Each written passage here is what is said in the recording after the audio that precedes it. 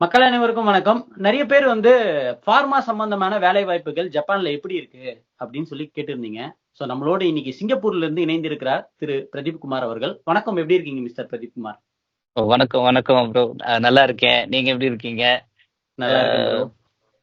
அஹ், நீங்க தான் ஃபர்ஸ்ட் நம்ம போன்ல நிறைய பேசியிருந்தோம். ஆமா. நேர்ல பார்க்க முடியல அப்படின்னாலும், சோ நான் உங்ககிட்ட கேட்டிருந்தேன் ஒரு கேள்வி.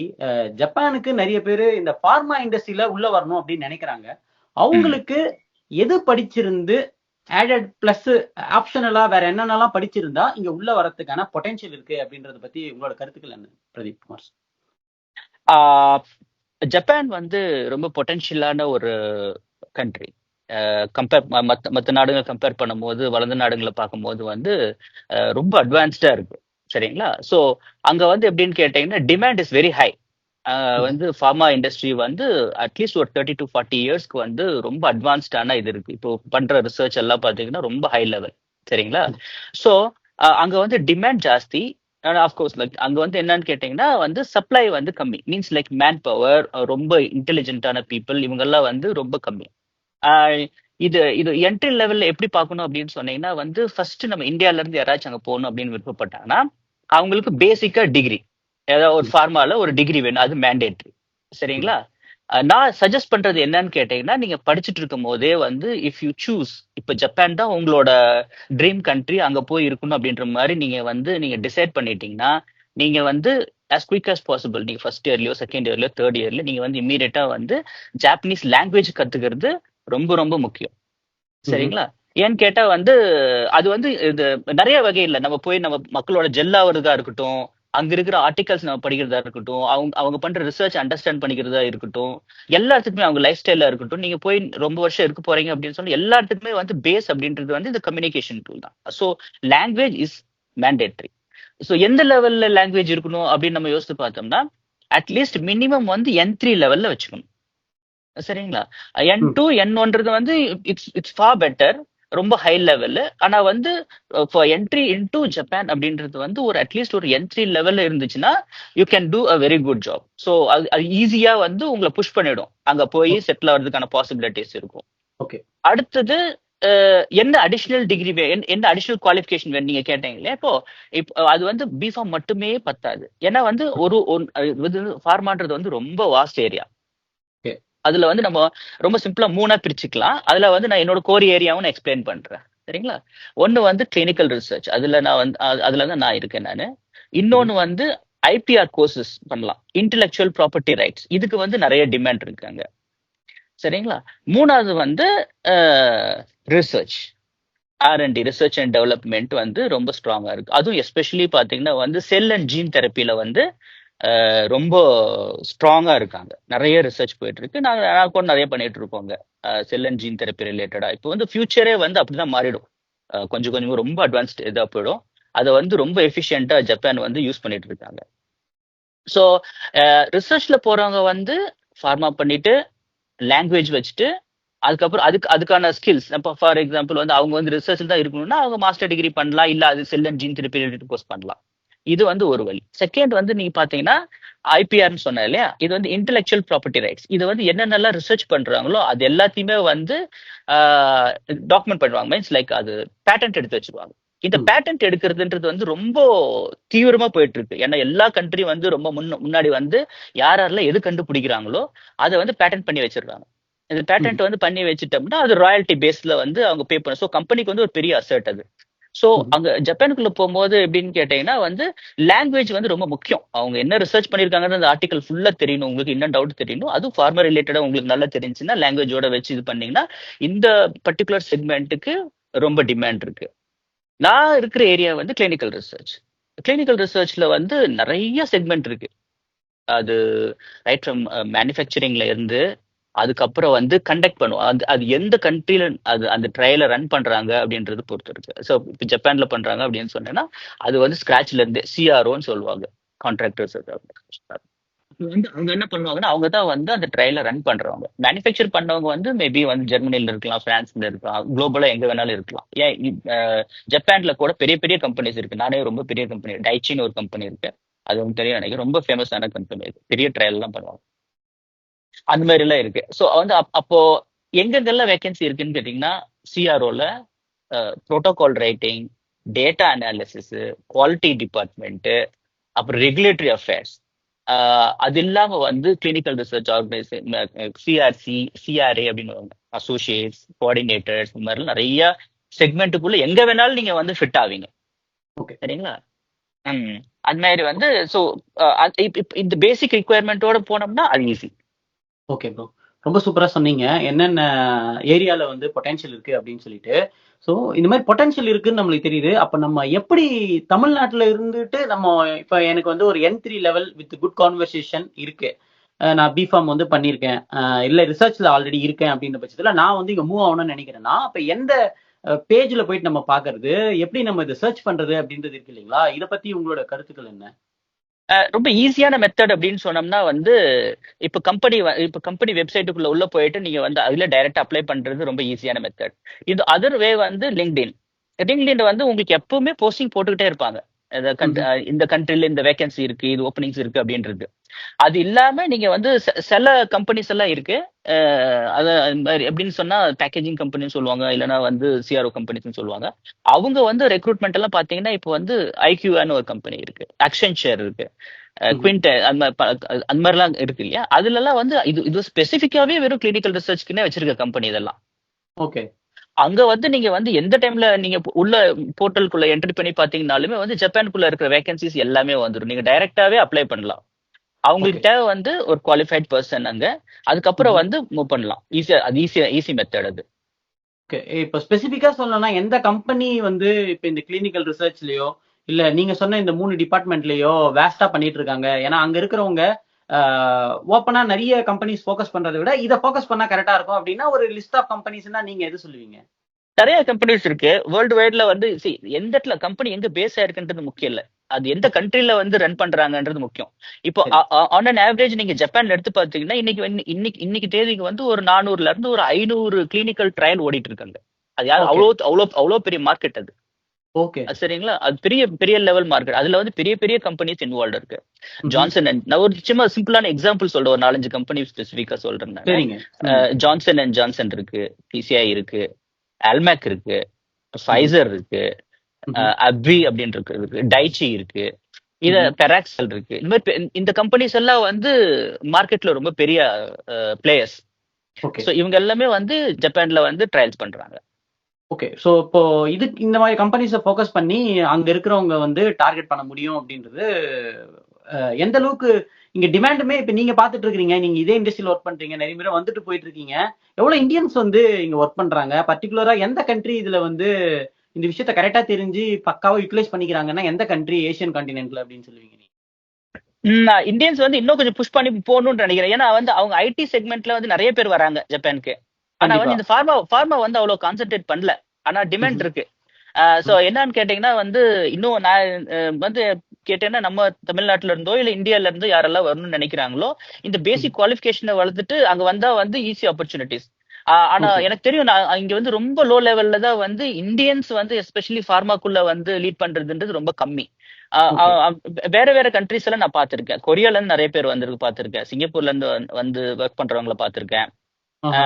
அது மாதிரி வேற வேற கண்ட்ரீஸ்ல எல்லாம் வராங்க. யூகேல இருந்து வராங்க, யூஎஸ்ல இருந்து கூட வந்து அங்க பண்றவங்க இருக்காங்க, பிரான்ஸ்ல நிறைய பேர் வராங்க அங்க, ஓகே. ஜெர்மனில இருந்து வந்து அங்க இதுல ட்ரையல் பண்றவங்க இருக்காங்க, அயர்லாந்துல இருந்து வராங்க. ஒரு பெரிய கம்பெனி இருக்கு, அவங்க வந்து ம்ஹும். Ireland based company. அவங்க அவங்க வந்து செட்டில் ஆகி பண்றவங்க நிறைய பேர் இருக்காங்க.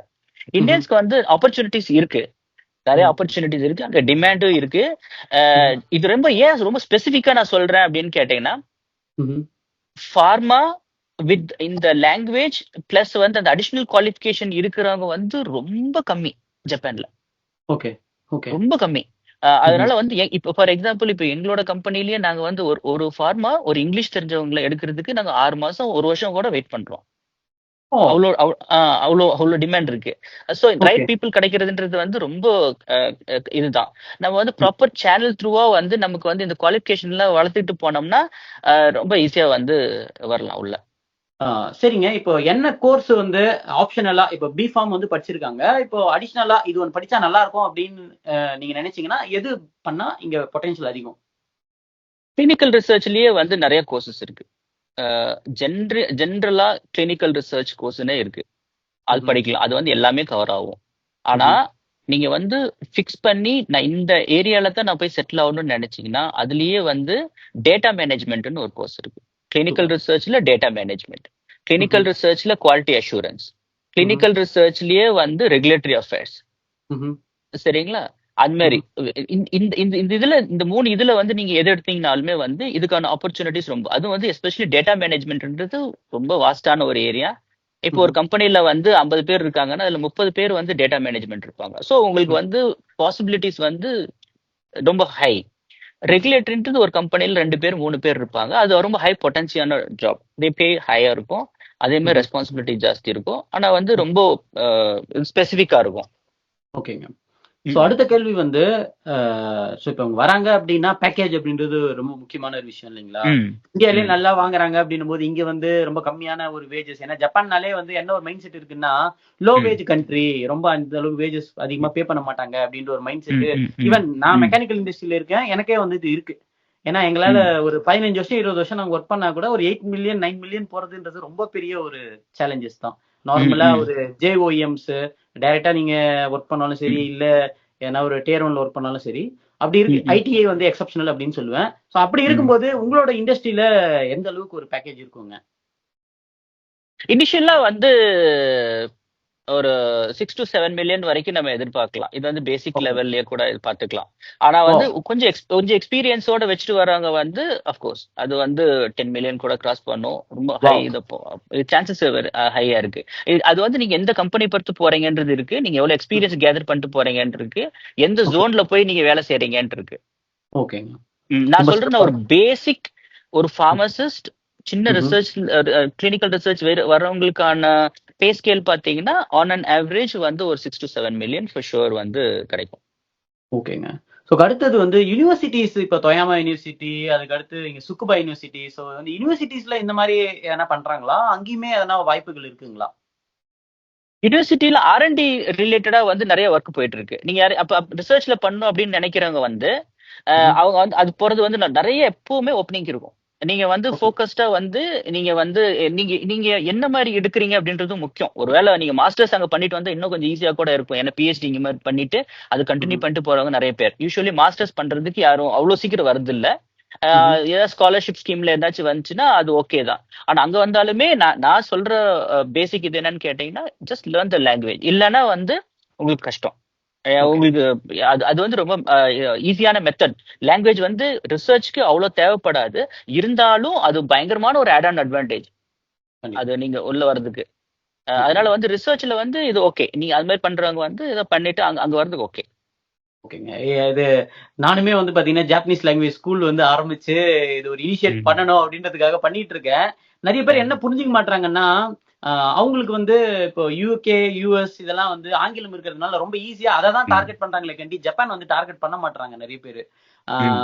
மெயினா வந்து கான்வர்சேஷன் ஸ்கில்ஸ் நல்லா வளர்த்துக்கணும் அப்படின்னு சொன்னா கூட ம். அவங்க என்ன ம். நினைக்கிறாங்கன்னா, அண்ணா எதனா ஒரு ஷார்ட் ரூட் இருக்குமா, நாங்க எதனா ஜாப் கிடைச்சிருமா இங்க அப்படின்னு கேட்டுட்டே இருக்காங்க ரிப்பீட்டடா. இதுக்கு நான் என்ன பதில் சொல்றதுன்னு சத்தியமா எனக்கு வந்து புரியல. நீங்க என்ன ஓகே. நினைக்கிறீங்கன்றத கொஞ்சம் தெளிவா சொல்லுங்க. நான் வந்து அங்க கிட்ட ஒரு 3 வருஷம் கிட்ட இருந்திருக்கேன். ஆன் அண்ட் ஆஃப் நான் போயிட்டு வந்துட்டு இருக்கேன் நானு. ஓகே. ஜப்பான் வந்து ரொம்ப ஸ்ட்ரெயிட் ஃபார்வர்டான கண்ட்ரி. ஷார்ட்கட் எல்லாம் எடுக்க வேண்டாம். அது ம்ஹ்ம். அது இப்ப எடுக்கிறது வேஸ்ட். ஓகே. சரிங்களா? ரொம்ப எத்திக்கலா இருப்பாங்க. ரொம்ப நல்ல மக்களு. ரொம்ப cleanest city in the world அப்படின்னு சொன்னால் கூட நம்ம டோக்கியோ சொல்லிக்கலாம். அவ்ளோ அவ்ளோ பெர்ஃபெக்ட்டா இருக்கும். ரொம்ப சுத்தம். டிசிப்ளின் ரொம்ப ஜாஸ்தி.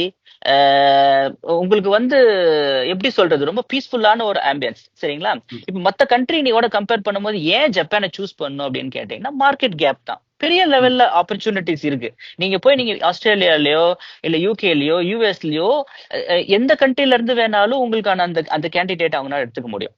சரி. அங்க வந்து யார் யாரு டேலண்டா வந்து பிஹேவ் பண்றாங்களோ அவங்க எடுத்துக்க முடியும். ஜப்பான்ன்றது வந்து நீங்க வந்து அவங்க ஃபோர்ஸ் பண்றது இல்ல. நீங்க பிஃபார்ம்ல இவ்ளோ ஸ்கோர் வச்சிருக்கணும். நீங்க வந்து இவ்ளோ நாலேஜ் வச்சிருக்கணும். ம்ஹ்ம். இல்ல வந்து நீங்க ஒரு லாங்குவேஜ் ப்ரொஃபிஷியன்சி ரொம்ப ஹையா இருக்கணும். நீங்க தெரிஞ்சு அதெல்லாம் இல்ல. அவங்க ம்ஹ்ம். கேட்கறது வந்து என்னன்னு கேட்டீங்கன்னா, உங்களுக்கு பேசிக் அண்டர்ஸ்டாண்டிங் இருக்கா? ஒரு ம். பிரச்சனைய குடுத்தா அது எவ்வளவு சிம்பிளா சால்வ் பண்ண தெரியும்ன்றது வந்து அவங்க வந்து எப்பயுமே வந்து பிராக்டிகல் ஓரியன்டட் பீப்பிள் அவங்கலாம். கண்டிப்பா. அதே மாதிரி வந்து கத்துக்கிறதுக்கு அவங்க சளைக்கிறவங்க கிடையாது. எனக்கு தெரியும். நான் ஒர்க்கஹாலிக் அப்படி இப்படின்னு சொல்லுவாங்க, அதெல்லாம் அது வேற கதை அது.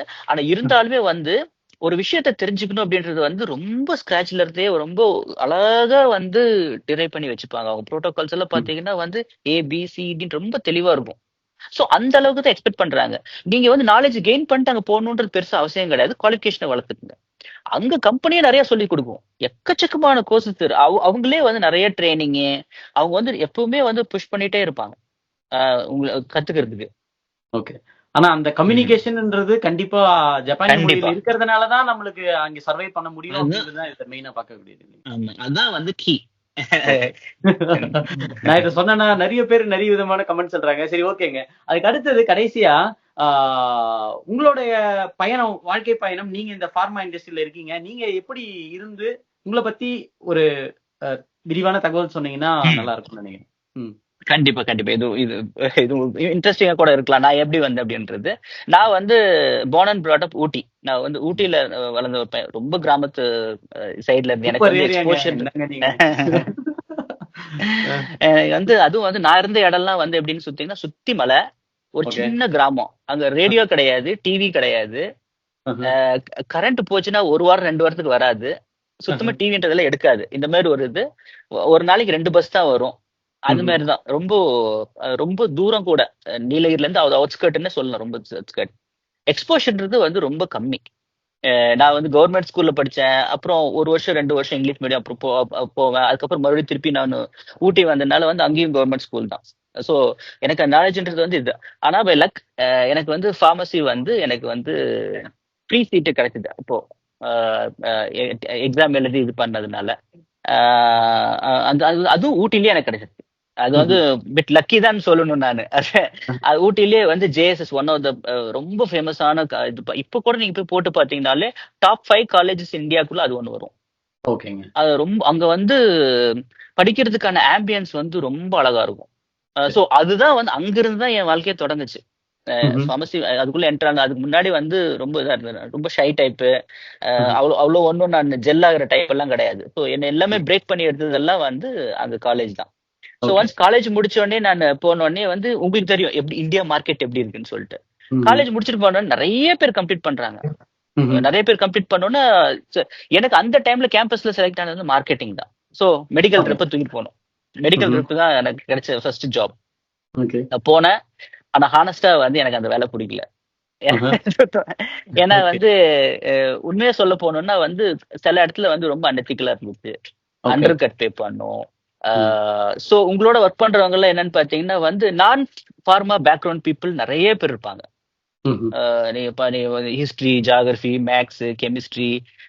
சோ வந்து அதோட இம்பார்ட்டன்ஸ் வந்து ரொம்ப தெரியலையோன்றது ஒரு பக்கம் இருந்துச்சு. நான் என் ஃபீல்ட்லயே இல்ல அவுட் ஆஃப் போயிட்டேன். மார்க்கெட்டிங்க்கு வந்து ஒரு ஃபார்மா தேவையா தேவையில்லைன்றது வந்து ஒரு கொஸ்டினா இருந்தது. ரெண்டாவது வந்து என்னால அன்எத்திக்கலா என்னால 1 மாசம் கூட இருக்க முடியல. 2 கம்பெனி மாறினா அந்த 2 கம்பெனிலயும் வந்து 1 மாசம் 2 மாசத்துலயே வெளியே வந்துட்டேன். எனக்கு அது பிடிக்கல அந்த ஆம்பியன்ஸ். ஏன்னா ஊட்டில வந்து நான் இருந்த இடம்லாம் வந்து இந்த பிட் பாக்கெட் திருட போற அதெல்லாம் கேள்விப்பட்டதில்லை. அது மாதிரி அந்த அளவுக்கு வந்து ரொம்ப இதா இருந்தது. வந்து என்னால வந்து ஒரு லெவலுக்கு மேல என்னால புஷ் பண்ண முடியல ஹானஸ்டா. சோ எனக்கு விட்டுட்டேன், வேலையை விட்டுட்டேன். சரி பார்க்கலாம் வேற என்ன ட்ரை பண்ணலாம்னு சொல்லிட்டு வேற எல்லாம் ட்ரை பண்ணேன். அது சின்ன சின்ன ஃபார்மசி இதுல எல்லாம் போய் ஒர்க் பண்ணிருக்கேன். சின்ன அது ஒர்க் பண்ணேன். பட் ஆனா வந்து சேலரி 1000 ரூபா தான். ஆனா 1500 ரூபாய்க்கு நான் பஸ்ல போவேன் எக்ஸ்பீரியன்ஸ் கேதர் பண்றதுக்கு. அப்படிதான் இருந்தது. அப்ப போனோடனே அப்புறம் நான் டிசைட் பண்ணேன் ஓகே ஐ டு மாஸ்டர்ஸ். அப்புறம் மாஸ்டர்ஸ் பண்ணேன். மாஸ்டர்ஸ் பண்ணது வந்து எனக்கு இன்னொரு டர்னிங் பாயிண்ட். நிறைய பேர் சொன்னாங்க பிரேக் ஆயிட்டு இதுக்கு மறுபடியும் போய் காலேஜ்ல படிக்க போற ஏதாவது இது கோர்ஸ் பண்ணி இதுல பண்ணிடு, ஆன்லைன்ல ஏதாவது பண்ணிக்க, ரிமோட்ல பண்ணிக்கலாம் அப்படின்னு சொன்னா அது எனக்கு அது இன்ட்ரெஸ்ட் இல்ல. எனக்கு படிச்சா சரி ஓகே படிக்க அது போன படிச்சேன். படிச்சு முடிச்சிட்டோன்னே பயோடெக்னாலஜி. ஓகே. அது முடிச்சுட்டு நான் என்ன பண்ணிட்டேன்னா இமீடியட்டா வந்து நான் டிசைட் பண்ணிட்டேன். நான் வந்து ஒரு எத்திக்கான ஒரு இடத்துல வந்து நான் ஒர்க் பண்ணும். அது வந்து எனக்கு மனசுக்கு திருப்தியா இருக்கிற மாதிரி நான் பார்க்கணும் அப்படின்னு சொல்லி நான் தேடிட்டு எங்க போலாம், மேனுஃபேக்சரிங் போலாமா இல்ல வேற ரிசர்ச் போலாமா அப்படின்னும் போதுதான் வந்து இந்த கிளினிக்கல் ரிசர்ச் அப்பதான் வந்து பூம் ஆகுது இந்தியாக்குள்ள. அப்ப வந்து என்ன பண்றேன், நான் வந்து சொல்றது வந்து 2005 2007 அந்த ரேஞ்சுக்குள்ள தான் ஸ்டார்ட் ஆகுது. பெருசா வந்து இது வருது கிளினிக்கல் ரிசர்ச்ன்றது பூம் ஆகுது. நான் 2007 முடிச்சோன்னே உடனே நான் பெங்களூர் போயிட்டு அங்க போயிட்டு ஒரு இன்ஸ்டியூட்ல வந்து நான் கிளினிக்கல் ரிசர்ச் 1 இயர் பண்ணேன். ம்ஹும். அந்த 1 இயர் வந்து அதுதான் வந்து எனக்கு வாழ்க்கையில பெரிய டேர்னிங் பாயிண்ட். நான் படிச்சதுல பிஃபார்மசியோ மாஸ்டர்ஸ் படிச்சதோ எனக்கு அது அது இல்ல. நான் கிளினிக்கல் ரிசர்ச் இந்த 1 இயர் படிச்சது தான் வந்து என்னோட நெக்ஸ்ட் 25 இயர்ஸ் அப்ப 20 இயர்ஸ் 30 இயர்ஸ் என்ன எவ்வளவு வருஷம் ஒர்க் பண்றனோ அதை டிசைட் பண்ணது. ஓகே. ஸோ அங்க பண்ணோடனே அங்கேயே ஜாயின் பண்ணிட்டேன். அங்கேயே என்ன எடுத்துக்கிட்டாங்க, நான் நல்லா பெர்ஃபார்ம் பண்றேன்னு சொல்லிட்டு எந்த இன்ஸ்டியூட்ல போய் நான் ட்ரைனிங்க்கு போனேன் அதே இன்ஸ்டியூட்லயே வந்து அவங்களும் சிஆர்ஓ வச்சிருக்காங்க, அவங்களும் ட்ரையல்ஸ் பண்றாங்க. ஆனா அது வந்து வேற மாதிரி trials, Indian market generic market, அது வந்து பிஏபி ஸ்டடின்னு சொல்லுவாங்க. அந்த இதுலயே நான் வந்து ஃபர்ஸ்ட் நான் pharmacist, clinical pharmacist plus clinical research coordinator அங்கேயே ஜாயின் பண்ணேன். அங்க ஜாயின் பண்ணி ஒரு வருஷம், ஒரு நாளைக்கு முன்னாடி, ஒரு வருஷம் கூட கம்ப்ளீட் பண்ணல, ஒரு நாளைக்கு முன்னாடியே நான் அந்த வேலையை ரிசைன் பண்ணிட்டேன். ஏன்னா அதுக்குள்ளேயே எனக்கு ஆப்பர்ச்சுனிட்டி கிடைச்சிச்சு பெரிய கம்பெனில. வாவ். ஓகே. அது எப்படின்னு ரொம்ப புஷ் பண்ணாங்க. எனக்கு பயம் வேற, 1 இயர் கூட கம்ப்ளீட் பண்ணலையே, நான் எப்படி நான் இந்த கம்பெனிக்கு போறது அப்படின்னு சொல்லிட்டு. ஸோ ஆனா வந்து சில விஷயம் வந்து நம்ம புஷ் பண்ண போய் ஆகணும். ஏன்னா கம்பெனி பெருசு.